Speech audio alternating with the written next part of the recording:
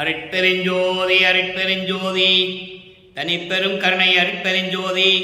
எல்லா உயிர்களும் இன்புற்று வாழ்க, வள்ளல் மலரடி வாழ்க வாழ்க, கொல்லா விரதம் குவளையெல்லாம் ஓங்குக, நல்லோர் நினைத்த நலம் பெறுக, நன்றி நினைத்த எல்லோரும் வாழ்க இசைந்து.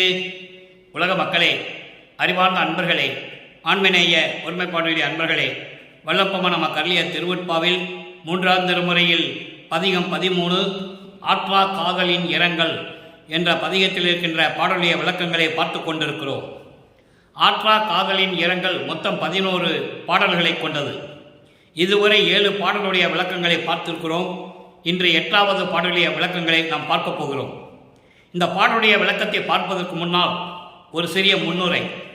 ஒவ்வொரு பாடலுக்கு முன்னாலே இந்த முன்னுரையை கூற வேண்டிய அவசியம் ஏற்பட்டிருக்கிறது. காரணம், வல்லப்பமன் அவர்கள் வருவிக்க உற்று 201 ஆண்டுகள் கடந்து விட்டன. இந்த 201 ஆண்டுகளிலும் வல்லப்பமனுடைய இறைநிலையையும், அவர் ஏன் வருவிக்க உற்றார் என்ற ஒரு நிலையையும், அதன் பிறகு எப்படி இறைவன் ஆனார் என்ற நிலையையும் மக்களிடம் யாரும் தெளிவாக கூறவில்லை. ஆனால் திருவெட்பாவிலே நம்மளையெல்லாம் படைத்து காத்து கொண்டிருக்கின்ற அருட்பெருஞ்சோதி ஆண்டவரைய வல்லப்பமன் அவர்கள் பிரபஞ்சத்தின் உண்மைகளையும், இந்த பிரபஞ்சம் தோன்றிய காலத்திலிருந்தே சமயங்களும் மதங்களும் மார்க்கங்களும் எப்படி தலைவிரித்து ஆடிக்கொண்டிருந்தன என்பதையும், எப்படியெல்லாம் ஆலயங்களை அமைத்து வழிபாடு செய்து விட்டார்கள், மக்களை அதில் ஈடுபடுத்தி விட்டார்கள் என்பதையும் ஒவ்வொரு பாடலிலும் நமக்கு அழகாக அருளியிருக்கிறார்கள். அதை பார்த்து கொண்டிருக்கிறோம். நமது பிள்ளைப்பெருமானவர்கள் ஒரு தாயின் வழியாக அருட்பெருஞ்சோதி ஆண்டவரால் வருவிக்க உற்று 9 ஆண்டுகள் வரையிலும் தான் யார் என்ற தெரியாத நிலையில் இருந்து கொண்டிருக்கிறார்கள். 9வது ஆண்டிலே அருட்பெருஞ்சோதி ஆண்டவர் தன்னை ஆட்கொண்ட பிறகு தான் இறைவனால் வருவிக்க உற்றவன் என்ற நிலை மட்டும் அவருக்கு தெரிகிறது. அதன் பிறகு மறைப்பு நிலை ஏற்படுகிறது. இந்த மறைப்பு நிலை என்பது அருட்பெருஞ்சோதி ஆண்டவர் திருவிளையாடல் செய்து கொண்டிருக்கிறார். மகனை வைத்துக்கொண்டு திருவிளையாடல் செய்கிறார். சமயங்களிலும் மதங்களிலும் மார்க்கங்களிலும் தன் மகனை ஈடுபட செய்து, அதன் பிறகு இதெல்லாம் மக்களுக்கு தேவையில்லை என்ற நிலையை மக்களுக்கு உணர்த்த வேண்டும். அப்போ மக்களுக்கு தேவையான ஒரு தனி மார்க்கம் தேவை. அது சுத்த சன்மார்க்கத்தை நிறுவி தன் மகனிடம் கொடுத்து செயலாற்றும்படி கட்டளையிடுகிறார் என்ற நிலையை நாம் பார்த்து கொண்டிருக்கிறோம். இப்போ அந்த மதங்களும் சமயங்களும் மார்க்கங்களும் சூழ்ந்திருந்த காலகட்டங்களில் நமது பிள்ளைப்பெருமானவர்கள் திருவொற்றியூரிலே நின்று கொண்டிருந்த போது தியாகராஜ பெருமான் இவரை பார்த்துவிட்டு திரும்பி பார்க்காமல் தெருவழியாக ஓடுவதையும், அதன் பிறகு இறைவனை பார்க்க முடியவில்லை என்ற மனம் ஏங்கிக்கின்றிருந்த போது காட்சி கொடுத்து மறைந்து விடுவதும், நாரையும் கிளிகளையும் தூது அனுப்பி எந்த விதமான பலனும் இல்லை, குறத்தி பெண்ணிடம் அதாவது குறிகட்டும் பலன் இல்லை, இதெல்லாம் உலக மக்களுக்கு தெரிவிக்கிறார். அந்த நிலையில் அவர் இருந்து கொண்டிருந்தார். அதுதான் உண்மை. உண்மை நிலையை உள்ளபடி உலக மக்களுக்கு அறிவித்துக் கொண்டிருக்கிறார். அப்போ அந்த நிலையில் இருக்கும்போது நான் தியாகராஜ பெருமானை பார்ப்பதற்காக திருவொற்றியூர் சென்றேன், இந்த நிலைகளெல்லாம் எனக்கு ஏற்பட்டது என்று சொல்லி, இப்போ நம்ம பார்க்குற பதிகத்தில் இறைவன் இன்னும் தன்னை சேரவில்லை, அணைத்து கொள்ளவில்லை, எனக்கு எந்த விதமான அருளையும் கொடுக்கவில்லை என்று தோழியிடம் சொல்லுவது போல தன்னை தலைவியாகவும் இறைவனை தலைவனாகவும் உருவகம் செய்து, தன்னை காதலியாகவும் இறைவனை காதலனாகவும் உருவகம் செய்து, ஏன்னா அப்படியெல்லாம் சொன்னாதான் அந்த அன்பனுடைய வெளிப்பாடு தெரியும். சாதாரணமாக ஒரு ஆணாக இருந்து கொண்டு சொன்ன அந்த அன்பு வெளிப்பாடு தெரியாது. ஒரு காதலன் காதலியை பார்க்கவில்லை வரவில்லை என்றால் காதலி எப்படி மன வருத்தப்படுவாள் என்பதை சொல்ல வேண்டுமானால் தன்னை ஒரு பெண்ணாக உருவப்படுத்தி சொல்லுகிறார், எடுத்துக்காட்டாக சொல்லுகிறார். அதை நீங்கள் புரிந்து கொள்ள வேண்டும். அந்த நிலையில் இருந்து கொண்டு இந்த பாடலை நாம் பார்க்க போகிறோம். 8வது பாடல், 3ஆம் திருமுறை பதிகம் 13 ஆற்றா காதலின் இரங்கல் 8வது பாடல். மலம் சாதிக்கும் மக்கள் தம்மை மறுவார், மலம் சாதிக்கும் மக்கள் தம்மை மறுவார், மறுவார் மதில் அளித்தார், மறுவார் மதில் அளித்தார். எப்படி எதுகை மோனையோட அந்த சிறப்பாக இந்த பாடலை நமக்கு கொடுத்துருக்காருன்னு நீங்கள் புரிஞ்சுக்கணும். பாடல் கொஞ்சம் கடினமாக தான் இருக்கும், ஆனால் பொருள் எளிமையாக இருக்கும். இறைவனுடைய அருளை பெற்றுக்கொண்டால் இந்த பாடலுடைய பொருள் மிகவும் எளிமையாக இருக்கும். மலம் சாதிக்கும் மக்கள் தம்மை மறுவார், மறுவார் மதில் அளித்தார். வளம் சாதிக்கும் பார் இடத்தார், வளம் சாதிக்கும் பார் இடத்தார் மாளும் அறியா, மாளும் அறியா மலர்பதத்தார். நிலம் சாதிக்கும் ஒற்றியனார் நினையார் என்னை, நினையார் என்னை, எனக்கு நினைச்சு கூட பார்க்கல அவர். அணையாமல் சலம் சாதித்தார். சலம் என்பது ஜாலம், வித்தை காட்டுறாரு, திருவிளையாடல் பண்ணுறாருன்னு சொல்றார். சாலம் சாதித்தார் என்னடி என் சகியே, இனி நான் சகியேனே. இது பாடல். இப்போ இந்த பாடல் அவர் இந்த பதவுரை பாருங்க. அன்பார்ந்த நண்பர்களே, பாடலுடைய பொருள் மிகவும் எளிமையாக இருக்கும். இந்த பாடலுடைய பொருள் கண்டிப்பாக நீங்கள் கேட்க வேண்டும். எத்தனையோ டிவி பார்க்குறீங்க, யூடியூப்பில் பார்க்குறீங்க, எல்லாம் பேசுவாங்க. பேசுகிறது பெரிய விஷயம் இல்லை. இறைவனுடைய நிலையையும் நம்ம வல்லற்பனுடைய நிலையும் உலக மக்களுக்கு சொல்லணும். அப்போ நீங்கள் இதை கவனமாக கேட்கணும். அதான் என்னுடைய சந்தோஷமே. அதான் எந்த வருமானத்துக்காகவோ எதுக்காகவோ இந்த பதிவெல்லாம் நான் செய்கிறதில்லை. தமிழ் இலக்கணம் இலக்கியம் தெரியாத என்னை ஆட்கொண்டு எனக்கு 6 திருமுறைகளுக்கு விளக்கம் கொடுத்து 3 வருடங்களாக இந்த விளக்க உரையை எழுதி இப்போ மக்கள்கிட்ட நான் சொல்லிகிட்டு இருக்கேன். இதெல்லாம் இறைவனுடைய தயவும் கருணையும். அப்படி இல்லைன்னா இந்த விளக்கெல்லாம் எனக்கு தெரியாது. தயவுசெய்து தினமும் கேளுங்க. தினமும் ஒரு பாடல் சொல்லிகிட்டு இருக்கோம். இது வரைக்கும் 3 வருஷம் முடிஞ்சிருக்கு. இனி 6 வருஷம் நான் சொல்லணும். சொன்னால் தான் திருவருட்பாவுடைய விளக்கமே முடிவடையும். தினமும் ஒரு பாடல் தான் நான் சொல்லி தான் ஆகணும். நல்லா கேளுங்க. இப்போ அந்த பாடலுடைய பதவுரை பார்க்க போகிறோம். மலம் சாதிக்கும் மக்கள் தம்மை மறுவார். மலம் சாதிக்கும் என்பது மாயைகளும் மயக்கங்களும் மலங்களும் சூழ்ந்த மக்களை, உலக விடய ஆசைகளை கொண்ட மக்களை அவர் மறுவார். மறுவார் என்றால் அருளை கொடுக்க மாட்டார். அதுக்கப்புறம் சொல்வாருங்க, மறுவார் மதில் அளித்தார். அப்படிப்பட்ட அருள் உடையவர் மறுவார். மறுபடியும் மறுவார்னு சொல்றாரு. அப்படிப்பட்ட அருள் உடையவர் மதில் அளித்தார். முப்புறத்தை அளித்தவர் திரிபுரம் என்று சொல்லுவார்கள். இரும்பு கோட்டை, வெள்ளிக்கோட்டை, பொன்கோட்டை, இப்படி 3 கோட்டைகளையும் பகைவர்களுடைய திரிபுரத்தை அளித்தவர், அரக்கர்களை அளித்தவர். தாரகாசுரன் என்ற ஒரு அரக்கனுடைய அசுரனுடைய பிள்ளைகள் 3 பேர். அந்த 3 பேர் வித்துன்மாலி, தாரகச்சன், கமலாச்சன். வித்துன்மாலி பொன்கோட்டையை கட்டி கொண்டிருந்தவன், தாரகச்சன் வெள்ளிக்கோட்டை, கமலாச்சன் இரும்பு கோட்டை. இந்த கோட்டைகளை கட்டிக்கொண்டு மக்களையும் தேவர்களையும் துன்பறித்து விட்டு அங்கே போய் ஒளிஞ்சிக்குவாங்க. அந்த கோட்டையை யாருமே அழிக்க முடியல. எத்தனையோ பேர்கள், பிரம்மன், திருமால், எத்தனையோ பேர்கள் முயற்சி செஞ்சாங்க, முடியல. அப்போ இறைவனிடம் சரணடைகிறார்கள். இறைவன் புன்னகையால் அழிக்கிறார். எந்த விதமான ஆயுதம் கிடையாது. சிரிச்சுக்கிட்டே 3 கோட்டைகளையும் அழித்து அரக்கர்களை அழிக்கிறார். அதான் சொல்றாரு, மறுவார் மதில் அளித்தார். அந்த திரிபுரத்தை, முப்புறத்தை தன்னுடைய புன்னகையால் அளித்தவர் என்ற நிலையை இங்கு கூறுகிறார். ஏனென்றால் பிரபஞ்சம் தோன்றிய காலத்திலிருந்தே இந்த சமயங்களும் மதங்களும் மார்க்கங்களும் இந்த சமய தலைவர்களை இப்படிதான் கூறிக்கொண்டிருந்தன. வைணவ சமயத்தை சேர்ந்தவர்கள் திருமாலை கூறிக்கொண்டிருந்தார்கள். கௌபாரம் சமயத்தை சேர்ந்தவர்கள் முருகனை போற்றிக் கொண்டிருந்தார்கள். விநாயகனை, அதாவது காணாபத்தியம் சமயத்தை சேர்ந்தவர்கள் விநாயகனை போற்றிக் கொண்டிருந்தார்கள். சாதகம் சமயத்தை சேர்ந்தவர்கள் அம்மனை போற்றிக் கொண்டிருந்தார்கள். சௌரம் சமயத்தை சேர்ந்தவர்கள் சூரியனை பற்றி போற்றிக் கொண்டிருந்தார்கள். இவர்களெல்லாம் சமய தலைவர்கள் என்பதை நீங்கள் புரிந்து கொள்ள வேண்டும். இப்படிப்பட்ட நிலையில் இருக்கும்போது இவருக்கு ஒன்றும் தெரியாது. அதனால இவர் அதே தான் சொல்றாரு. அதுக்கப்புறம் நிலைகள் மாறுது, நம்ம பின்னால் பார்க்க போறோம்.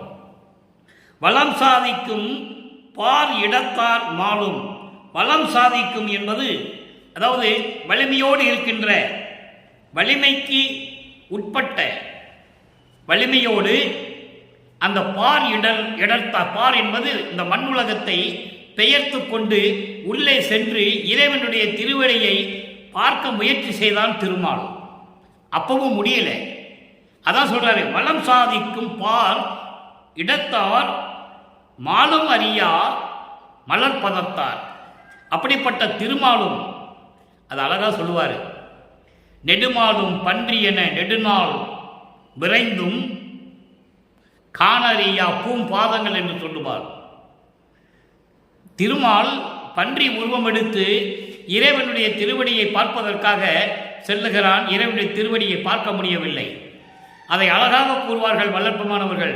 பிரமணன் திருமாலும் இறைவனை வணங்கி உன்னுடைய முடியையும் திருவடியும் எங்களுக்கு காட்ட வேண்டும் என்று சொல்லி இருந்தால் காட்டியிருப்பார். ஆணவத்தினால், தாங்கள் தான் பெரியவர்கள், தங்களுக்கு நிகர் யாரும் இல்லை என்ற ஆணவத்தினால் இருந்ததனால் இறைவனுடைய முடியையும் திருவடியும் இன்னும் பார்க்கவில்லை என்று வல்லற்பமார் தெளிவாக நமக்கு அருளியிருக்கிறார்கள். அடுத்து பாருங்க, நிலம் சாதிக்கும் ஒற்றியனார். நிலம் சாதிக்கும் என்பது இந்த மண்ணுலகம் போற்றக்கூடிய திருவொற்றியூரில் இருக்கின்ற தியாகராஜ பெருமான் என்று சொல்லுகிறார். அப்படிதான் அவர் சொல்லி ஆகணும். அப்போ அருட்பெருஞ்சோதி யாருன்னு அவருக்கு தெரியாது, சுத்த சன்மார்க்கம் தெரியாது. இதெல்லாம் நிறைய விளக்கங்கள் நான் சொல்லியிருக்கிறேன். நிலம் சாதித்தார், மண்ணுலகம் போற்றக்கூடிய ஒற்றியில் இருக்கின்ற திருவொற்றியனார் நினையார் என்னை நினைக்க மாட்டேன்றார். என் மேல் அன்பு காட்டவில்லை, என்னை பற்றி அவர் நினைக்க கூட நேரம் இல்லை. அணையாமல் சலம் சாதித்தார், என்னை வந்து அணைத்து கொள்ளாமல் ஜாலம் காட்டி கொண்டிருக்கிறார், வித்தை காட்டி கொண்டிருக்கிறார், திருவிளையாடல் செய்து கொண்டிருக்கிறார். என் தோழியே, இனிமேல் என்னால் சகித்து கொள்ள முடியாதம்மா என்று தோழியிடம் சொல்லுவது போல, உள்ளத்திடம் சொல்லுவது போல உலக மக்களுக்கு தெரிவிக்கிறார். இந்த பாடலுடைய விளக்கம் பாருங்க. இதுவரை வரி வரியா சொன்னோம், கோர்வையாக பார்ப்போம். அதாவது மலங்கள் சூழ்ந்த மக்களிடம், அதாவது ஆன்மம், கண்மம், மாயை, மாமாயை, துரோதை, இந்த மலங்கள், மாயைகள், மயக்கங்கள் இவைகள்லாம் இருக்கக்கூடிய மக்களிடம் அவர் உள்ளத்தில் இருக்க மாட்டார், அருளை கொடுக்க மாட்டார். அதோடு மட்டுமல்ல, பகைவர்களின் அழிக்க முடியாத திரிபுரத்தை, முப்புறத்தை எரித்தவர். திருமால் பன்றி உருவம் எடுத்து இந்த மண்ணை இடர்ந்து கொண்டு பாதாள உலகத்திற்கு சென்றும் இறைவனுடைய திருவடியை பார்க்க முடியவில்லை. அப்படிப்பட்ட திருவடியை கொண்டவர். மண்ணுலகம் போற்றக்கூடிய திருவொற்றியூரிலே இருக்கின்ற இறைவன், அப்படிப்பட்ட இறைவன், இப்படியெல்லாம் இருக்கின்ற இறைவன் நினையார் என்னை நினைத்து கூட பார்ப்பதில்லை, என்னிடம் வந்து அன்பாக பேசுவதில்லை, எனக்கு காட்சி கொடுத்து மறைந்து விடுகிறார். நான் என்ன செய்வேன்? என்னை வந்து அணைத்துக் கொள்ளவில்லையே. ஜாலம் காட்டுகிறார், வித்தை காட்டுகிறார் என்று சொல்லுகிறார்.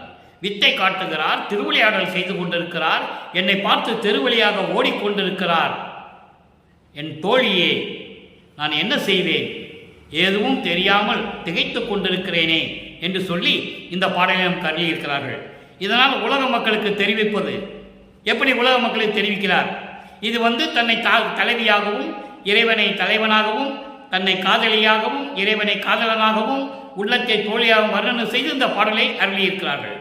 ஆனால் உலக மக்களுக்கு சொல்லணும், உலக மக்களே, திருவொற்றியூரில் இருக்கின்ற இறைவன் மலங்கள் சூழ்ந்த, மாயைகளும் மயக்கங்கள் சூழ்ந்த மக்களுக்கு அருள் கொடுக்காத இறைவன், அப்படிப்பட்ட அருளுடைய இறைவன், திரிபுரத்தை எரித்த இறைவன், முப்புறத்தை எரித்த திரைவன், திருமாலும் அவருடைய திருவடியை பார்க்க முடியாத இறைவன், மண்ணை பெயர்த்து கொண்டு பாதாள உலகம் சென்று கூட இறைவனுடைய திருவடியை பார்க்க முடியவில்லை என்று ஏங்கிக் கொண்டிருக்கிறான் திருமால்.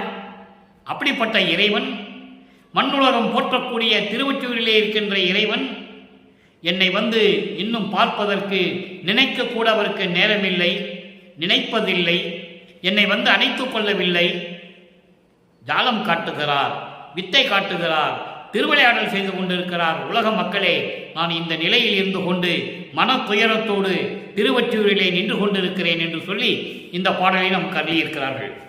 அவருடைய நிலை 24 ஆண்டுகள் வரைக்கும் இந்த மண்ணுலகுக்கு வருவிக்க உற்று 24 ஆண்டுகள் வரைக்கும் அவருக்கு இந்த நிலைதான் ஏற்பட்டு கொண்டிருக்கிறது. அப்போ உருவானதுதான் 3 திருமுறைகளும். இப்போ நம்ம 3ஆவது திருமுறைய முடிவில் இருந்து கொண்டிருக்கிறோம். இன்னும் 2 பதியம் தான் சொல்லணும். அதுக்கப்புறம் 4ஆம் திருமுறைக்கு போயிருவோம். அற்புதமாக இருக்கும். 2ஆம் திருமுறையிலே திருநீறு பூச சொல்லுவதும், 4ஆம் திருமுறையிலே வேண்டாம் என்று சொல்லுவதும், 6ஆம் திருமுறையிலே திருநீர் கண்டிப்பாக பூசக்கூடாது என்று சொல்லுவதும் நாம் பார்க்க போகிறோம். அதெல்லாம் விளக்கங்கள் நிறைய இருக்கிறது. ஏன்னா சுத்த சன்மார்க்கம் என்பது ஒரு தனி மார்க்கம், இதோடு சேர்ந்த மார்க்கமே கிடையாது. அப்போ அந்த மார்க்கத்தில் எப்படி இருக்கணும்னு சொல்றாரு, அதை இப்போ பார்க்க போகிறோம். நல்லா கவனிச்சுக்கிட்டே வரணும். 6ஆம் திருமுறை இப்போ சமயங்களும் மதங்களும் மார்க்கங்களும் விட்ட பிறகு 6ஆம் திருமுறைக்கு வந்து சுத்த சன்மார்க்கத்தை பெற்ற பிறகு இறைவனை எப்படி பார்க்கிறார், எப்படி காட்சி கழிப்பு எப்படி ஏற்படுகிறது.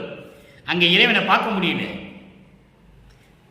மனம் நொந்து போற, துயரப்படுகிறார். வருவிக்க விட்டவன் என்ற நிலை தெரிந்து விட்டது. அப்போ ஏதோ இறைவனுடைய திருவிளையாடல் நடந்து கொண்டிருக்கிறது என்ற நிலை அப்போ அவருக்கு தெரிகிறது. 6ஆம் திருமுறை வரும்போது நிறைவடைகிறது. காட்சி கழிப்பு 41வது பதிகம் 6ஆம் திருமுறை. ஆன்றானை நல்லா கவனிக்கணும். இறைவனை எப்படியெல்லாம் சொல்றாரு. அங்க என்ன சொன்னாரு? மலம் சாதிக்குவரிடம் போக மாட்டார், முப்புறத்தை எரித்தவர், திருமால் பார்க்க முடியாத இறைவன், திருவொற்றியூரில் இருக்கின்ற இறைவன், வித்த காற்றாரு, இப்படிதான் சொல்லுவார். இங்க என்ன சொல்றாருன்னு பாருங்க.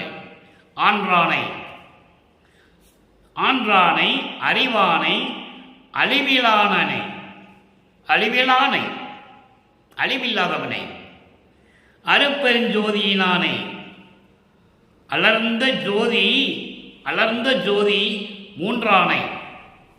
இதுவரைக்கும் சொல்ற, அதுக்கப்புறம் விளக்கம் பின்னால் இருக்கிறது. அதாவது ஆன்றானை என்பது ஒப்பற்றவனை, சிறப்பானவனை. ஆன்ற சன்மார்க்கம் அடிபெற என்னைத்தான் இன்று அமுதளித்த இனிய நற்றாயனை சொல்வாரு. அங்க ஆன்ற சன்மார்க்கம் சொல்லுவார். ஒப்பற்ற, உயரிய, உயர்ந்த, சிறப்பான நிலையில் இருக்கின்ற இறைவனை, அருப்பெருஞ்சோதியை, அறிவானை, மெய்யறிவானை. இங்கு அறிவு என்பது மெய்யறிவு, மெஞ்ஞான அறிவு. நான் ஏற்கனவே விளக்கம் கொடுத்திருக்கிறேன். அறிவு வேறு, மெஞ்ஞான அறிவு வேறு. ஞானம் வேறு, மெஞ்ஞானம் வேறு. சிவன் வேறு, சிவம் வேறு. அப்போ அந்த அறிவானை என்பது மெய்யறிவானை, மெஞ்ஞான அறிவு கொண்ட இறைவனை. மெஞ்ஞான அறிவு கொண்டவனுக்கு தான் முக்காலத்தினுடைய நடந்ததெல்லாம் தெரியும், பிரபஞ்சத்தை இயக்க முடியும். அதுக்கப்புறம் அலர்ந்த அதாவது அழிவிலானை, அழிவில்லாதவன், சுயமாக தோன்றிய இறைவன், அருப்பெருஞ்சோதி, ஆதியும் அந்தமில்லாமல் சுயமாக தோன்றிய இறைவன். அதான் சொல்லுவாரே, ஒரு தாயின் வயிற்றில் முளைக்காதவன் என்று சொல்லுவார். தானே தனக்கு தந்தையானவன் என்று சொல்லுவார். தானே தனக்கு தந்தையானவன். ஏதோ ஒப்பிட்டு சொல்லுவாரே, எனக்கு தந்தையானவன் அருப்பெருஞ்சோதி என்று சொல்லுவார். அவரை தனக்கு தானே தந்தையானவன் என்று சொல்லுவார். அற்புதமான இடங்கள்லாம் திருவருட்பாவில் இருக்கு. அதுக்கப்புறம் சொல்றாரு பாருங்க, அருப்பெருஞ்சோதியினானே, அருப்பெருஞ்சோதி ஆண்டவரை, அலர்ந்த ஜோதி மூன்றானை. இந்த ஜோதி 3 நிலையில் மலர்ந்து இருக்கிறது, 3 ஜோதிகளாக மலர்ந்து இருக்கிறது. எது? அக்னி, சூரியன், சந்திரன். இந்த 3க்கும் ஒளி கொடுப்பது அருப்பெருஞ்சோதி. தெளிவா இருக்கு திருவருட்பாவில். அது சும்மா அண்டங்கள், 2 அண்டங்கள், அதற்கு ஒளி கொடுப்பது அருப்பெருஞ்சோதி. அதங்க சொல்ற அலர்ந்த ஜோதி மூன்றானை. இந்த 3 அக்னிகளுக்கும், அதாவது 3 அண்டங்களுக்கும், 3 உலகங்களுக்கும், அந்த 3 கிரகங்களுக்கும் ஒளி கொடுக்கக்கூடிய இறைவன் அருப்பெருஞ்சோதி. அதான் சொல்றாரு அலர்ந்த ஜோதி மூன்றானை. அடுத்து 2 ஆனை, சக்தியும் சிவமுமாக இருக்கின்ற இறைவன். இந்த சக்தியும் சிவமுமாக இருக்கின்ற இறைவன் பிற்காலத்தில் ஒன்றாகிறான். அவன் தான் அருப்பெருஞ்சோதி. சக்தியும் சிவனுமாக இருந்து 2 ஆனை, அதன் பிறகு 1 ஆனை. ஒரே கடவுளானவன் அருப்பெருஞ்சோதி ஆண்டவரானவன். சமயங்களும் மதங்களும் மார்க்கங்களும் சூழ்ந்திருந்து இந்த 4 யுகங்களில் இருக்கும்போது சக்தியும் சிவனுமாக இருந்தவன். அதன் பிறகு அருப்பெருஞ்சோதி ஒன்றானவன். சமரச சுத்த சன்மார்க்க காலத்தில், இப்ப நமக்கு சமரச சுத்த சன்மார்க்க காலத்தில் இருந்து கொண்டிருக்கிறோம், ஒளி யுகத்தில் இருந்து கொண்டிருக்கிறோம் என்பதை இங்கே நான் பதிவு செய்ய கடமைப்பட்டிருக்கிறேன். அப்புறம் 1 ஆனை முடிஞ்சு போச்சா? அடுத்து பாருங்க, முன்னானை பின்னானை. முன்னானை பின்னானை. முன்னானை பின்னானை என்பது இந்த உலகியல்ல சொல்லுவாங்க, முன்னுக்கு பின் முரணாக இருப்பது, முன்னால சொல்றது ஒன்று, பின்னால சொல்றது ஒன்று. இது முன்னானை பின்னானை என்பது, முன்னானை என்பது பிரபஞ்சம் தோன்றிய காலத்தில் இருந்தவன், பின்னானை என்பது அருள் அனுபவத்தால் ஏற்பட்ட இறைவன். முன்னானை பின்னானை மூட நெஞ்சில் தோன்றானை, அறியாமை நெஞ்சில் சமயங்களையும் மதங்களையும் மார்க்கங்களையும் பற்று கொண்டிருக்கின்ற நெஞ்சிலே இல்லாதவனை, அதான் தோன்றானை, தூய அருளே தோன்றினானை, தூயர் உள்ளே தோன்றினானை, தூயர் உள்ளே தோன்றினானை. இங்க தூயர் என்பது புனிதர்கள், புனிதர்கள் என்பது சமரச சுத்த சன்மார்க்கத்தை சேர்ந்தவர்கள். சமரச சுத்த சன்மார்க்கத்தை சேர்ந்தவர்கள் தான் கொலையும் புலையும் தவிர்த்திருக்க முடியும். சமயங்களிலும் மதங்களிலும் மார்க்கங்களிலும் அந்த கடவுள்களை வழிபட்டாலும் கூட இதை அவங்களால் தவிர்க்க முடியாது. ஆனால் சுத்த சன்மார்க்கத்தில் உயிர்களை கொலை செய்வதை நிறுத்த வேண்டும். அந்த பிண்டங்களை, அந்த பிணத்தை, துர்நாற்றம் அடிக்கின்ற அந்த பிணத்தை உண்ணாமல் இருக்க வேண்டும். அவர்கள்தான் தூயர். தூயர் உள்ளே தோன்றினானை, சமரச சுத்த சன்மார்க்கத்தை சேர்ந்த அன்பர்களுடைய உள்ளத்திலே தோன்றி அருளை கொடுக்கக்கூடிய இறைவனை. அடுத்து சுத்த சிவ சன்மார்க்கம் துலங்க என்னை ஈன்றானை. இந்த ஒரு வரி போதும், உலக மக்களுக்கு இந்த ஒரு வரி போதும். சுத்த சிவ சன்மார்க்கம் துலங்க, சுத்த சிவமார்க்கத்தை, சுத்த சிவ சன்மார்க்கத்தை இந்த உலகத்திலே விளங்கும்படி செய்வதற்காகத்தான் என்னை ஈன்றானை, என்னை ஈன்றானை. உலகியலிலே ஏற்பட்ட கதைகள்லாம் வேறு. அது அது அது ஒரு பக்கம் இருக்கட்டும், நம்ம அதுக்குள்ள போக வேண்டாம். இங்க என்ன சொல்றாரு? சுத்த சிவ சன்மார்க்கம் துலங்க என்னை ஈன்றானை. அப்போ இதற்காகவே நான் வருவிக்க விட்டவன் என்ற நிலையை உலக மக்களுக்கு தெரிவிக்கிறார் என்பதை இங்கே நான் பதிவு செய்ய கடமைப்பட்டிருக்கிறேன். அப்படிப்பட்ட இறைவனை கண்டு கழித்திருக்கின்றேனே. அங்க என்ன சொல்வார் 3ஆம் திருமுறையில்? அது காலத்தின் கட்டாயம். அந்த நிலையில் அவர் அப்படிதான் இருக்கணும். ஏன்னா இறைவன் அங்கே ஆட்டி படைக்கிறார். அருட்பெருஞ்சாண்டவர் தன் மகனை இருக்க வைக்கிறார். இவர் விரும்பி இருந்ததில்லை. நல்லா நீங்க புரிஞ்சுக்கணும். அவர் இருக்க வைக்கிறார், இருக்கிறார். அந்த நிலை பின்னால சொல்றாரு. நீ இருக்க சொன்ன இருந்தேன், வெளியே வர சொன்ன வந்துட்டேன். தெளிவா சொல்ற. அதான் உலக மக்கள்கிட்ட சொல்லுவாரு, உலக மக்களே, என்னை வைதாலும் வார்த்தனை கொண்டிடுவேன், மனம் கோனேன். ஏன்னா முதல்ல சமயங்களே மதங்களே இருக்கும்போது திருவொற்றியூரில் இருக்கின்ற இறைவன் என்று சொல்லுவார். சுத்த சன்மார்க்கத்துக்கு வந்த பிறகு அதெல்லாம் இல்லை, அருட்பெருஞ்சோதி தான் இறைவன் சொல்லுவார். அப்போ உலக மக்களிடம் சொல்றார், என்ன இப்படி பேசுறானே நீங்க நினைக்க வேண்டாம். உலக மக்களே, நீங்கள் வைதாலும் நான் வாழ்த்தன கொண்டிடுவேன், மனம் போனேன், மானம் போன வழியெல்லாம் விடுத்தேன்னு சொல்லுவார். யாரை பார்த்து? அவங்க அப்பனை பார்த்து. ஒன்னால எனக்கு மானம் போச்சுன்பார். பேசாம என்ன ஒரு ஆகாயத்திலிருந்தோ, ஒரு தண்ணியிலிருந்தோ, சமுத்திரத்திலிருந்தோ, காத்திலிருந்தோ என்னை கொண்டு வந்திருக்கலாம். ஒரு தாயின் வழியாக கொண்டு வர போய் தான் இவ்வளவு எனக்கு இக்கட்டான சூழ்நிலைகள். முதலே சுத்த சன்மார்க்கத்தை சொல்லியிருந்தா நான் சமயத்துக்குள்ள இருந்திருக்க மாட்டேனே, உடம்பெல்லாம் திருநூறு பூசி இருக்க மாட்டேனே, உத்திராட்ச கோட்டையை போட்டிருக்க மாட்டேனே. கடுக்கான நீ தானே போட சொன்ன, அப்ப நீ தானே வந்து கலட்டின. இந்த நிலைகள்லாம் எனக்கு ஏன் ஏற்பட்டுச்சு? உன்னால தானே மானம் போச்சுன்ற ஞானசேரியில் சொல்வார், மானம் போன வழியெல்லாம் விடுத்தேன். ஆக அப்படிப்பட்ட சூழ்நிலையில் இருந்தவர் எப்படி இறைவனானார்னு பின்னால் பார்க்க போறோம். இப்போ அதுக்கு முன்னால் அடைக்கலம் கொடுக்கணும், சரணடையணும். எப்படி சரணடைகிறார் பாருங்க. 8வது பாடல். அங்க இருக்கிற 8வது பாடலுக்கு 3ஆம் திருமுறையில் 8வது பாடலுக்கு இங்க விளக்கம் இருக்கு. அங்க அவர் யாருன்னே தெரியாது. இங்க எப்படிப்பட்டவர்னு சொல்றாரு பாருங்க. அடைக்கலம் புகுதல் 65வது பதிகம் 8வது பாடல். கட்டுக்கு அடங்கா மனப்பரியை கட்டும் இடத்தே கட்டுவித்து. கட்டுக்கடங்கா மனப்பரி, பரி என்பது குதிரை. கட்டுக்கு அடங்காம குதிரை எப்படி ஓடுமோ அதுபோல இந்த மனம் ஓடிக்கொண்டிருக்கிறது. அதை இழுத்துட்டு வந்து கட்டி அடக்கி.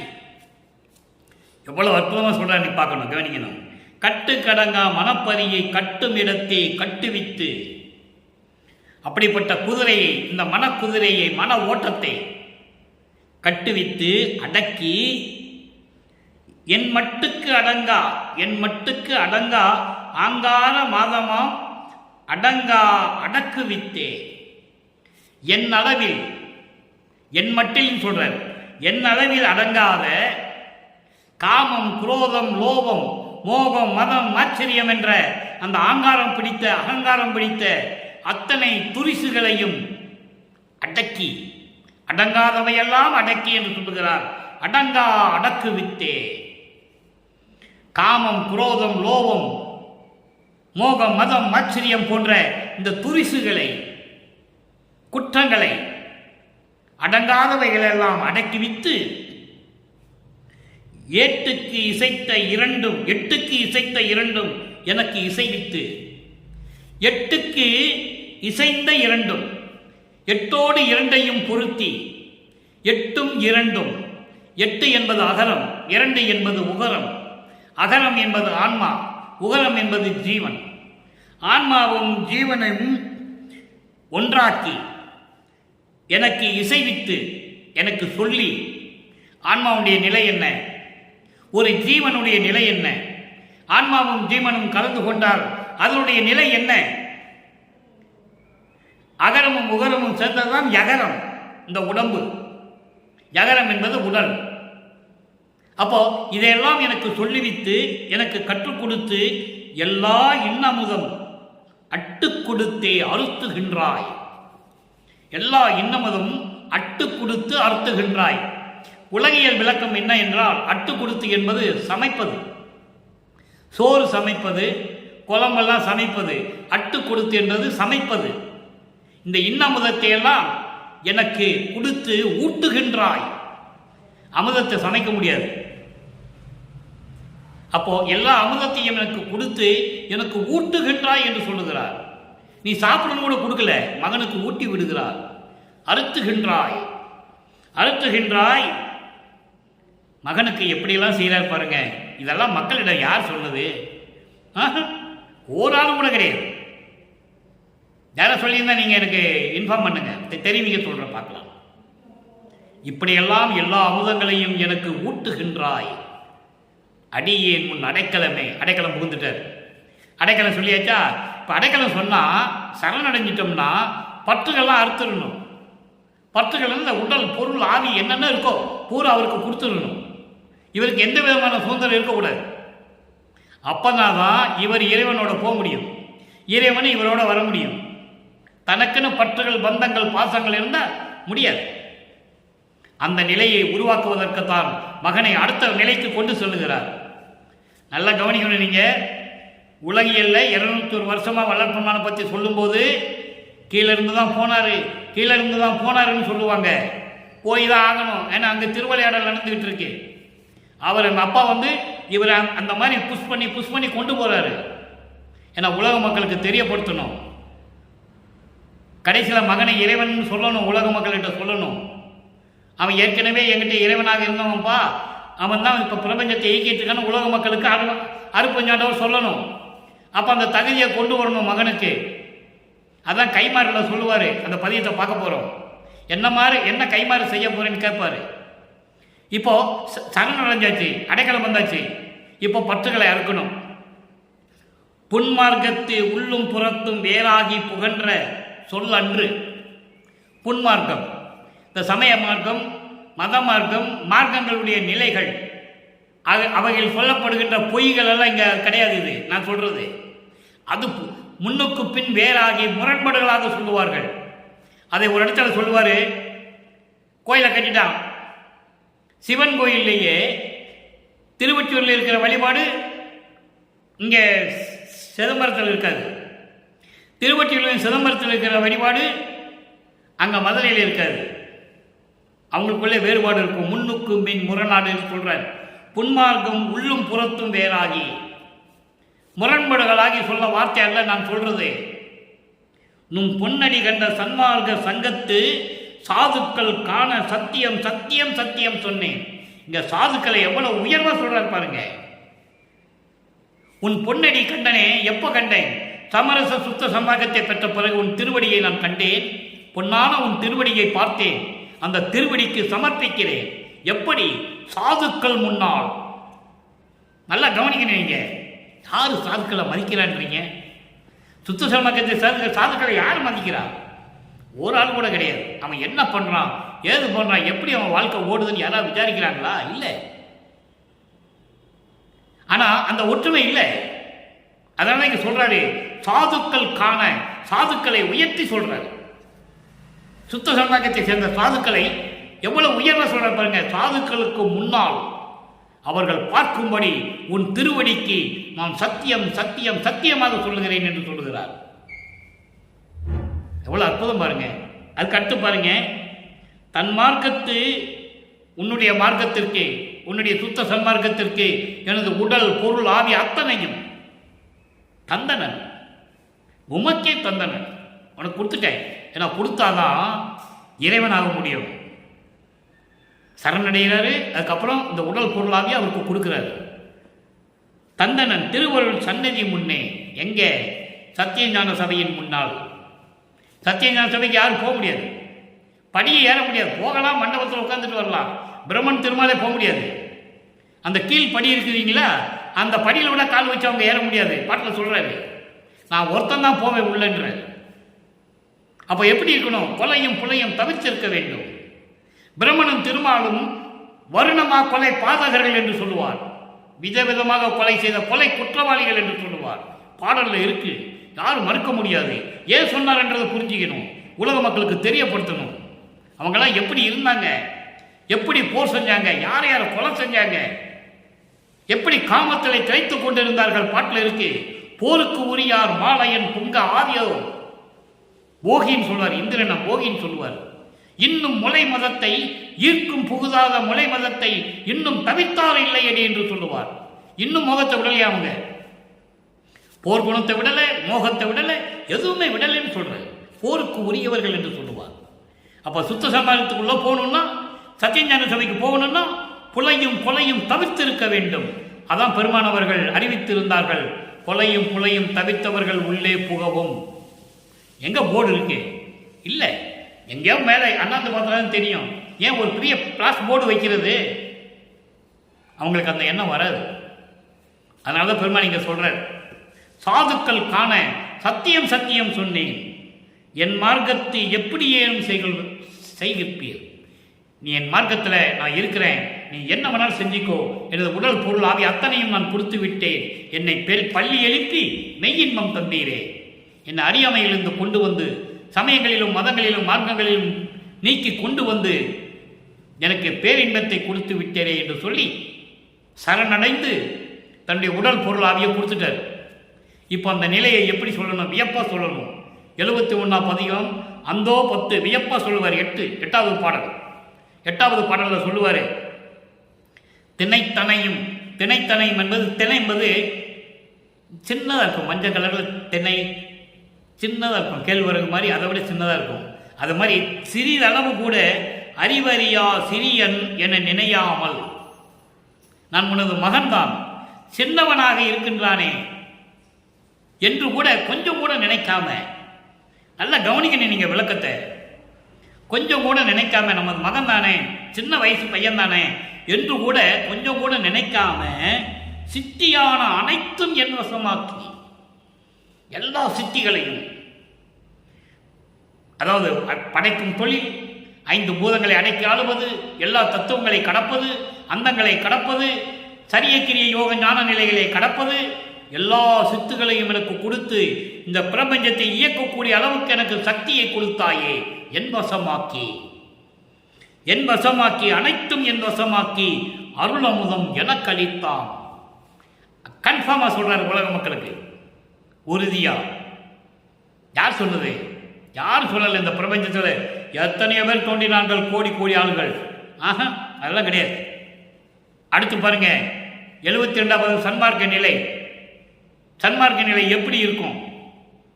செத்தவர்கள் எல்லாம் திரும்ப எழுந்து வர. நான் ஏற்கனவே இந்த செத்தவர்களுக்கு விளக்கம், எத்தனையோ விளக்கம் கொடுத்திருக்கிறேன், எத்தனையோ முறை. செத்தவர்கள் என்பது சுத்த சன்மார்க்கத்தை தெரிந்து கொண்டு சுத்த சன்மார்க்கத்தில் சேராமல் சமயங்களிலும் மதங்களிலும் மார்க்கங்களிலும் பற்றுக்கொண்டு துன்பத்திலையும் துயரத்திலையும் இறந்து அந்த ஆன்மா அலைமாதி கொண்டிருக்கிறது, அலைமோதி கொண்டிருக்கிறது. அப்படிப்பட்டவர்களை திருப்பி கொண்டு வர வேண்டும். திருப்பி கொண்டு வந்து சுத்த சன்மார்க்கத்தை கொடுத்து சுத்த சன்மார்க்கத்தில் இருக்க செய்து எல்லா இன்பத்தையும் அவனுக்கு கொடுக்க வேண்டும். அதான் சொல்றாரு, செத்தவர்கள் எல்லாம் திரும்பி எழுந்து வர சித்தம் வைத்து செய்கின்ற சித்தியனை சித்தம் வைத்தனா உள்ளத்தில் நினைத்து இதெல்லாம் செய்து கொண்டிருக்கின்ற இறைவனை என்று சொல்லுகிறார். அதோடு மட்டுமல்ல, சுத்த சிவ சன்மார்க்க சங்க தலைவனே. நல்லா புரிஞ்சுக்கணும், சுத்த சன்மார்க்க சங்கத்தை உருவாக்குனது யாரு? அருட்பெருஞ்சோதி ஆண்டவர் மகனிடம் கொடுக்கிறார். அவர் தலைவர், இவர் பொதுச் செயலாளர், இவர் தான் இயக்கிக்கிட்டு இருக்கார். சுத்த சிவ சன்மார்க்க தலைவனே, நின் போற்றும் என் மார்க்கம் நின் மார்க்கம். போற்றக்கூடிய இந்த மார்க்கம் என் மார்க்கம் என்றால் கூட அது உனது மார்க்கம் தானே என்று சொல்கிறார். இது சுத்த சன்மார்க்க நிலை. இறைவன் சுத்த சன்மார்க்கத்தை நிறைவினான், அவன் தலைவன், நான் செயலாற்றுகிறேன் என்பதை சுத்த சன்மார்க்க நிலையில் வல்லப்பமானவர்கள் கருளி இருக்கிறார்கள். அடுத்த ஒரே ஒரு விளக்கம் அன்பர்களே, 87வது பதிகம் கைமாறு இன்மை, 8வது பாடல். இவ்வளவு அருளை பெற்றாச்சு, இறைநிலையை கொடுத்தாச்சு, இறைவன் ஆயிட்டார், இறைவன் ஆயாச்சு. அப்போ அதுக்கு நான் என்ன கைமாறு செய்ய போறேன்? அப்பா கிட்ட கேட்குறாரு, நான் என்ன கைமாறு செய்ய போறேன்னு தெரியலையேன்னு கேட்குறாரு. அவர் சொல்றாரு, நீ கைமாறு எனக்கு செய்யணும்னு தேவையில்லை, நீ என்ன வேற ஆளா மகனே? நீ என் மகன். பாட்டில் இருக்கு, நீ என் மகன். பாட்டை சொல்லி விளக்க சொன்ன இன்னும் நேரம் போய்கிட்டே இருக்கும். விளக்க மட்டும் சொல்கிறேன். சர்க்குரிமணி மாலையில் இருக்கு. 12வது பாடல் சர்க்குரிமணி மாலை 6ஆம் திருமுறையில் இருக்கு. யாரும் மறுக்க முடியாது, தெளிவாக இருக்கு. அப்பா கிட்ட சொல்றாரு, அப்பா மகன் கிட்ட சொல்றாரு. அதை பார்க்க போறோம். தருண நிதியே, அருள் செல்வமே, என் ஒருமை தாயே, என் ஒருமை தாயே, வேறுபாடு இல்லாமல் முரண்பாடு இல்லாமல் ஒத்த கருத்தோடு இருக்கின்ற அன்பு தாய் உள்ளத்தோடு இருக்கின்ற என் இறைவனே, என்னை தடுத்து ஆண்டு, அதென்ன தடுத்து ஆண்டுன்னு சொல்லணும்ல. என்னை தடுத்து, என்னை நீ வருவிக்க உற்றாய், நான் வருவிக்க உற்றேன். சமயங்களிலும் மதங்களிலும் மகளில் இருக்க சொன்னாய், இருந்தேன். என்ன தெரிவதென்று செய்யாமல், என்ன செய்வதென்று தெரியாமல், ஏதாகுமோ என்னாகுமோ என்று விழித்துக் கொண்டிருந்த நேரையில் என்னை தடுத்து தூக்கி எடுத்து, அதெல்லாம் வேண்டாம் மகனே, தள்ளிவிடு என்று சொல்லி என்னை தூக்கி மீட்டு கொண்டு வந்து என்னை ஆண்டு கொண்ட வருண நிறைவில் அருள்மலையில், அருள்மலை, வருணம் என்ன மலை, இங்க அருள்மலை பரிபூரணமாக அருள்மலையிலே சன்மார்க்கம் மறுவ புரிந்த வாழ்வே, என்னை சன்மார்க்கத்தில் பொருத்திய இறைவனே. எப்படி சொல்றா பாருங்க, அங்க இருந்ததையும் ஒத்துக்கிறாரு. நான் என் நினைவு தெரிந்து நாங்க இல்லைன்னு சொல்றாரு. எனக்கு தெரியாது, தெரியாம இருந்துட்டேன்னு சொல்றாரு. அற்ப அறிவா இருந்தேன்னு சொல்றாரு. பேருபதேசத்தில் சொல்லுவாரு, அற்ப அறிவா இருந்துட்டேன். அற்ப அறிவு என்பது மறைப்பு நிலை. இறைவன் மறைக்கிறார், அதனால் அதை அற்ப அறிவுன்னு சொல்லிட்டாரு. அப்போ அந்த நிலையில் இருந்த என்னை எடுத்து கொண்டு வந்து அருள்மலையில் என்னை நனைய வைத்து பரிபூரணமாக எனக்கு அருளி சன்மார்க்க சங்கத்திலே பொருத்தி வைத்தாயே. பொருத்தி வைத்தாய் என்றால் சுத்த சன்மார்க்கத்திலே என்னை சேர்த்து வைத்த வாழ்வே. அதுக்கடுத்து நல் அருண ஒளியே. அருண ஒளி என்பது அருள் ஒளி. இல்லு வந்து இன்னாகம் அறிவி இருக்கிறது, அவ்வளவுதான். அருள்னு சொல்லுவாரு. அருண் என்றால் அருள். அருள் ஒளியே, அருட்பெருஞ் ஜோதியே என சிறிதே அழைத்தேன். சும்மா கொஞ்சம் தான் மெல்ல கூப்பிட்டேன். அருட்பெருஞ் ஜோதியேன்னு கூப்பிட்டேன். அந்த ஒளி அடைக்கிறதுக்கு முன்னாலேயே கூப்பிட்டேன்ல, அருட்பெருஞ் ஜோதி அப்படின்னு கூப்பிட்டேன். அந்த அருட்பெருஞ் ஜோதி ஒளி அடங்கிறதுக்கு முன்னால் அதான் சொல்றாரு, அழைக்கும் முன் வந்தே. அந்த நான் கூப்பிட்ட ஒளி அடங்கிறதுக்கு முன்னாலேயே வந்து எனக்கு கருணை கொடுத்தாய், அருளை கொடுத்தாய், தயவை கொடுத்தாய், நின்றனக்கு கைமாறு ஏது கொடுப்பேனே என்று சொல்லி தந்தையிடம் கேட்கிறார். தந்தை சொல்லுகிறார், மகனை கொஞ்சி குழாவி அணைத்துக் கொண்டு சொல்லுகிறார், மகனே, தந்தை மகனுக்கு நான் உனக்கு செய்தேன், நீ எனக்கு என்ன செய்ய போகிறாய்? தேவையில்லை மகனே, நீ என் மகன் அல்லவா? நான் சொன்னதை மட்டும் நீ செய்வாயாக என்று சொல்லி தந்தை மகனுக்கு சொல்லுகிறார். எப்படி? சர்க்குரிமணி மாலையில் 12வது பாடலில் சொல்லுவார். நல்ல கவனிக்கணும். சமய மத மார்க்கங்கள் சொல்லப்பட்ட பாவ நெறிகள் பிரபஞ்சம் தோன்றிய காலத்திலிருந்தே மக்களிடையே இதுவரையில் பரவி விட்டதினால். பாட்டில் இருக்கு. பாட்டுகளுடைய பொருளை தான் நான் சொல்கிறேன். ஏன்னா பாடலை சொல்லி பொருள் சொன்னால் நமக்கு நேரம் பத்தாது. இப்போவே 40 நிமிஷம் ஓடி போச்சு. அப்போது ஏற்கனவே பிரபஞ்சம் தோன்றிய காலத்திலிருந்தே இந்த சமயங்களும் மதங்களும் மார்க்கங்கள் இருக்கின்ற அந்த பாவ நெறிகள் இருக்கின்றனே, இதெல்லாம் மக்களிடையே இதுவரையில் பரவி விட்டதனால் சுத்த சன்மார்க்க நெறிகளை அறிந்து கொள்ளாமல் உலக மக்கள் இறந்து போனார்கள். யாரும் சொல்லலை. சொல்லாதனால எல்லாம் இறந்துட்டாங்க.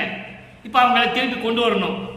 அதனால் நீ என்ன பண்ணுற, இந்த நெறிகளை எல்லாம் விட்டு விடுகள் என்று உலக மக்களிடம் நீ சொல்லிடு. இதுதான் நீ எனக்கு செய்கிற உதவி, கைமாறு. சொல்லிடு. அருளை பெறக்கூடிய சுத்த சன்மார்க்க நெறிகளை உலக மக்களிடம் சொல்லி அருளாட்சி செய்வாயாக. செத்தவர்களை கொண்டு வந்துடு. தெரியாமல் செத்து போனாங்கல்ல, அவங்களால திரும்பி கொண்டு வந்துடு. கொண்டு வந்து சுத்த சன்மார்க்கத்துக்கு கொடுத்து உலக மக்கள்கிட்ட இதுதான் நல்ல மார்க்கம், நீங்கள் செல்வமாக இருக்க வேண்டிய மார்க்கம் சொல்லி உலக மக்களுக்கு சொல்லிடு. ஏற்கனவே இதுவரையில் சுத்த சன்மார்க்கத்தை தெரியாமல் செத்தவர்களை எழுப்பும் சக்தியையும் உனக்கு கொடுத்து விட்டேன். எப்படி சொல்றார் பாருங்க, எல்லாவற்றையும் உனக்கு கொடுத்து விட்டேன். அதனால் நீ எனக்கு செய்கிற கைமாறு எதுவென்றால் இதை மட்டும் நீ செய்துவிடு. சமயங்களோ மதங்களோ மார்க்கங்களில் சொல்லப்பட்ட நெறிகள் எல்லாம் மக்களுக்கு தேவையில்லை, அழிந்து விட்டன. சுத்த சன்மார்க்கத்தை நான் ஏற்படுத்தி உனக்கு கொடுத்து விட்டேன். செத்தவர்களெல்லாம் திரும்பி கொண்டு வந்துடு. சுத்த சன்மார்க்கத்தை சொல்லிடு. நெறிகளை சொல்லி அவங்களை அந்த சுத்த சன்மார்க்கத்தில் உலக மக்கள் எல்லாம் சேர்த்துரு. இதைத்தான் சொல்லுவார். இதுக்காகத்தான் நான் வருவிக்க விட்டேன் என்பதை அங்கே சொல்லுவார். அகத்தை கருத்து புறத்தை வெளுத்திருந்த உலக அனைவரையும் சகத்தை திருத்தின என்ன, எல்லாவற்றையும் சொல்லி கொடுத்து செத்தவனையும் எழுத்து கொண்டு வந்துடணும். திருத்தி இரத்தை அவை அனைவரும் இகத்தை பரத்தை பெற்று அவரும் இகத்தை பரத்தை பெற்று, இகத்தை என்றால் இந்த மண்ணுலகத்திலே பரத்தை பெற்று எல்லா செல்வங்களையும் பெற்றுக்கொண்டு மகிழ்ந்திடுவதற்கென்றே. எல்லா மக்களும் மகிழ்ந்தோடு வாழ வேண்டும். எல்லா உயிர்களும் இன்புற்று இருக்க வேண்டும், இன்புற்று வாழ வேண்டும் என்பதற்காகவே என்னை உகத்தே இறைவன் வருவிக்க விட்டேன். உகத்தை என்பது இந்த யுகத்தில், கலியுகத்துடைய இறுதி கட்டத்தில். கலியுகம் முடிவடைய போகிறது. 1900 முடிவடைந்து போச்சு, வளர்ப்போம்னு சொல்லிட்டார். 1873ஆம் ஆண்டு சொல்றாரு கலியுகம் முடிவதற்கு 27 ஆண்டுகள் இருக்கின்றன. அப்போ 1900 கலியுகம் முடிஞ்சிச்சு. அதுக்கு பிறகுதான் தர்மசாலைய சாவியை கல்பட்டையாட்ட கொடுத்து 27 வருஷம் நீ தர்மசாலையை நடத்திட்டு வந்து சேருன்னு சொல்றாரு. 27 வருஷம் அவர் நடத்துறாரு. கரெக்டாக நீங்க புரிஞ்சுக்கணும். கலியுகம் முடிஞ்ச உடனே தான் அவர் சமாதி ஆகிறாரு. 1902 நினைக்கிறேன். 1902 சமாதி ஆகிறார். கலியுகம் முடிஞ்ச உடனே ஒளி யுகத்தில் சுத்த சன்மார்க்க காலம் தொடங்கின உடனே கல்பட்டையா அவர்கள் அங்கே சமாதி ஆகிறார்கள். இதெல்லாம் நிறைய விளக்கம் இருக்கு, சும்மா சாதாரண விஷயம் இல்லை. அப்போ இப்படியெல்லாம் மகன் தந்தை காட்டு நான் என்ன கைமாறு செய்ய போறேன்னு சொன்ன உடனே தந்தை சொல்லிட்டார், நான் சொன்னபடி நீ பிரபஞ்சத்தை இயக்கு, 5 தொழிலை செய்யி, இந்த பிரபஞ்சத்தை இயக்கு, செத்தவர்களெல்லாம் திருப்பி கூட்டு வந்துரு, சுத்த சன்மார்க்கத்தை கொடுத்துரு, இப்படியெல்லாம் இருக்கணும். இருந்தால் உலக மக்கள் செழிப்பாக வாழ வேண்டும் என்று சொல்லி உலக மக்களை திருத்தி அருளாட்சி செய்வாயாக, இதுவே நீ எனக்கு செய்யும் கைமாறு என்று சொல்லி சர்க்குரிமணி மாலையில் சொல்றார். ஆக தந்தை இறைவனை கடவுளாக்குகிறார். தந்தையை மகனோடு இரண்டரை கலந்து கொள்ளுகிறார். வல்லப்பமன் போகல, அவர் தான் வராரு. கலந்து கொள்ளுகிறார், இறைவனாக்குகிறார், உலகத்தை பிரபஞ்சத்தை இயக்கக்கூடிய ஆற்றலை கொடுக்கிறார், சுத்த சன்மார்க்கத்தை கொடுத்து உலக மக்களை எப்படியெல்லாம் அருளாட்சி செய்ய வேண்டும் என்று சொல்லி இதுதான் நீ எனக்கு செய்கின்ற கைமாறு என்று சொல்லி இந்த உலக மக்களுக்கு தெரிவிக்கிறார். எனவே அன்பர்களே, அப்படிப்பட்ட நிலையில் நாம் இருந்து கொண்டிருக்கிறோம். அருமையான ஒரு மார்க்கம், தனிப்பட்ட மார்க்கம், பேரின்பமான மார்க்கம், எந்த சங்கற்ப விகற்பங்களும் இல்லாத மார்க்கம். அர்ச்சனை இல்லை, பூ போட வேண்டியது இல்லை, தீபத்துக்கு இருக்கு அர்ச்சனை. எதில் போய் அர்ச்சனை பண்ணுவாங்க, எதில் போய் அபிஷேகம் பண்ணுவாங்க, எதில் போய் பூ போடுவாங்க? தீபம் முன்னால், ஒளி முன்னால் தீபம் பூ போட முடியுமா? கறி பூ திருநீர் பூச முடியுமா? ஜோதியில் போய் திருநீர் பூச முடியுமா? குங்குமம் இட முடியுமா? சந்தனம் இட முடியுமா? நல்லா யோசிக்கணும் நீங்க.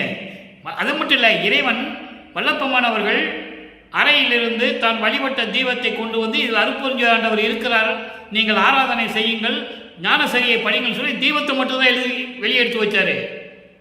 விபூதி மூட்டையை கொண்டு வந்து வச்சாரா? இல்லை பூக்கடையை கொண்டு வந்து வச்சாரா? பூ போடுங்க விபூதி பூசன் பொண்ணாரா? இல்லை.